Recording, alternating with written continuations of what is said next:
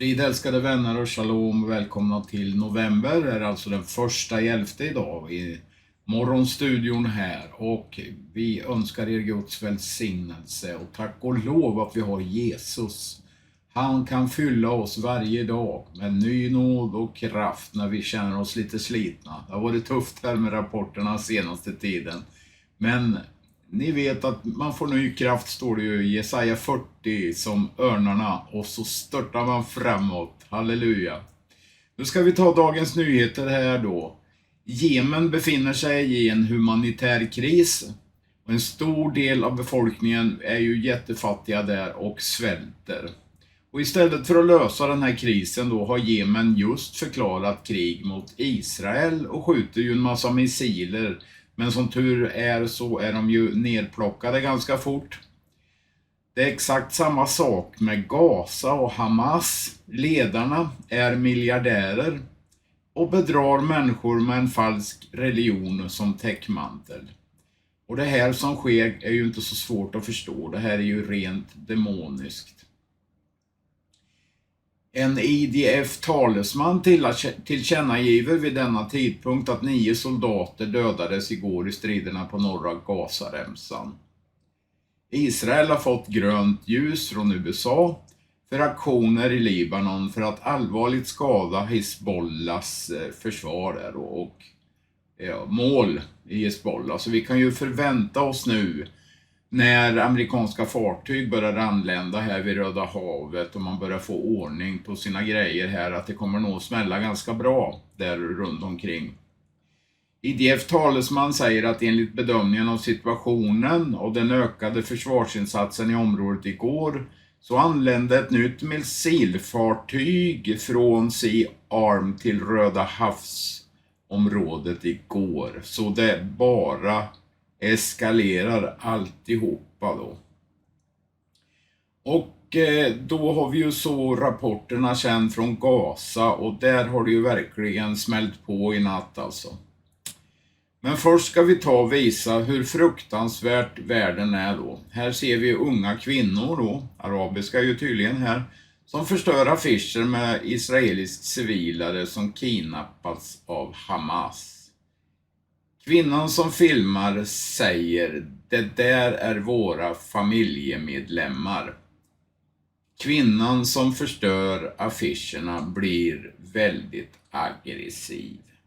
Ja, och vi har ju precis samma läge i Sverige.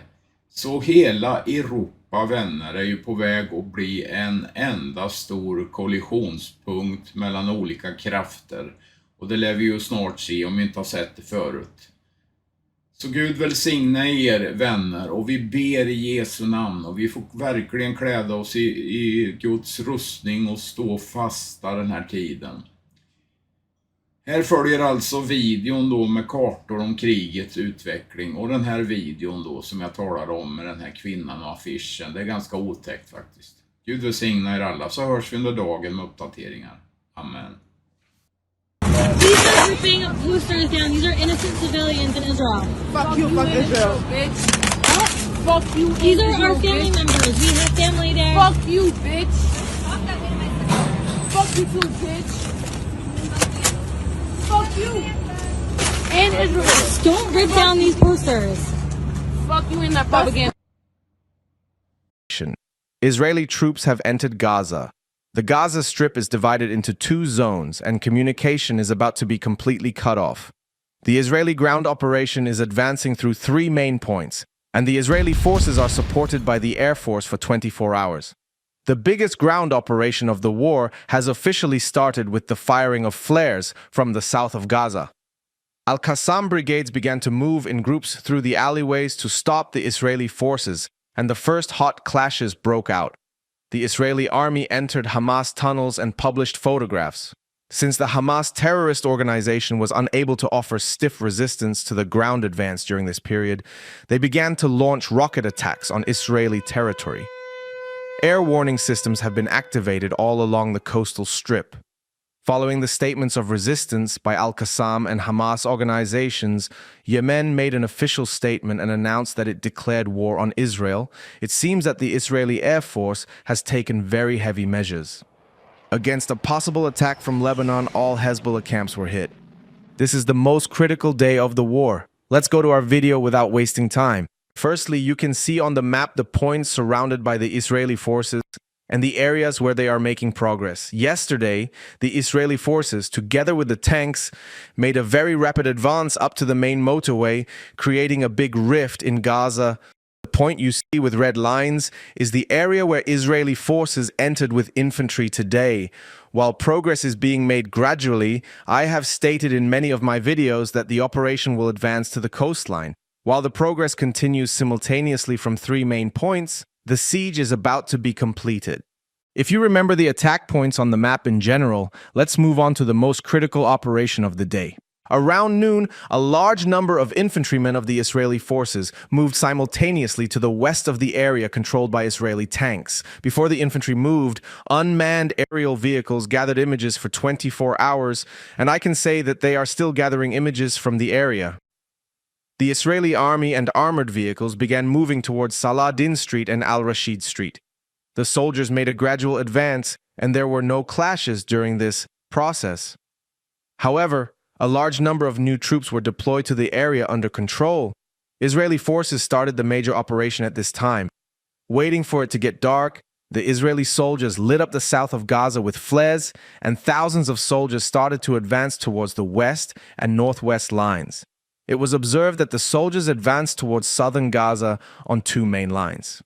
2 large groups of Israeli troops advanced towards the south of Gaza, while the second group, which is more numerous, advanced directly towards the coastal strip. The Israeli forces closed 90% of the coastal strip.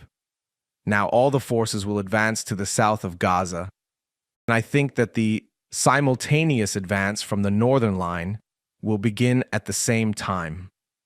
The first clashes started in the vicinity of Al-Mazla Street, where the flares were fired. Israeli forces were fired at intensively from the alleys around the street. It was also observed that mortars and Israeli tanks entering into Gaza were attacked. Israeli forces detected that the attack came from a multi-story building in a short time. As the attack on the building continued, it was observed that the warplanes took action, and the multi-story building where the Hamas organization was located was destroyed in a short time. The first deployment took place with the destruction of the building. The Israeli forces began to transfer massive troops and supplies to the area.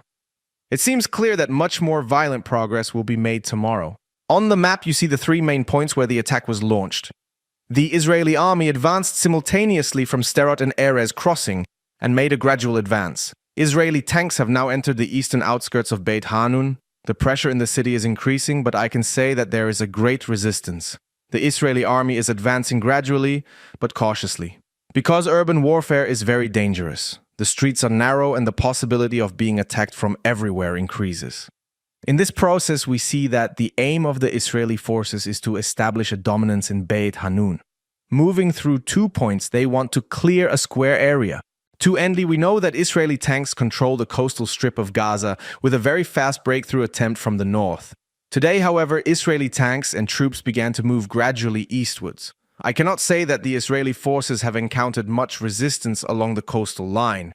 However, Israeli tanks face the constant threat of mortar attacks. In the meantime, the Israeli Air Force has begun to strike the northern line very intensively. After the resistance of Hamas and Al-Qassam brigades is broken, the second focal point of the war may be the northern front.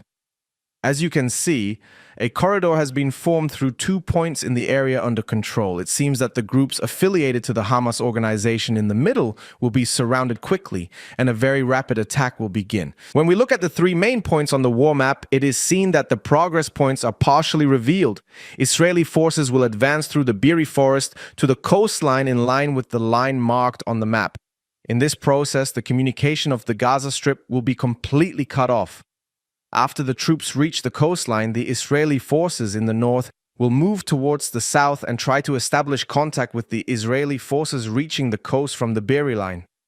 After this process, all 4 points of Gaza will be completely surrounded. We will see continuous airstrikes by the Israeli Air Force and artillery units. On the other hand, if the Israeli forces can establish control in Beit Hanun, a gradual advance will begin through at least 3 main points. However, as the war moves towards the cities, the intensity of the clashes will increase dramatically. The Hamas terrorist organization may have prepared many traps by accessing every point of Gaza's city center through tunnels. Therefore, I can say that the work of the Israeli Air Force will be quite difficult.